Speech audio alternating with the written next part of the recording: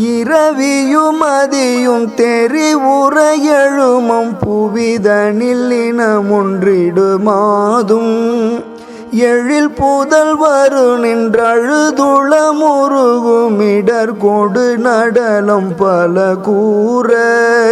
கருகிய உருவங்கொடு கணல் விழி கொண்டுயிரினை நமனும் கருதாமுன்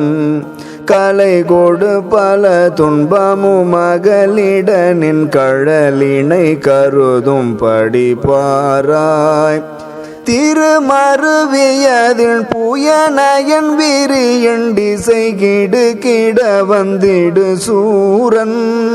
திணி புய மது சிந்திடலை கடலஞ்சிட வழியோடு கன்றிடும் வேளா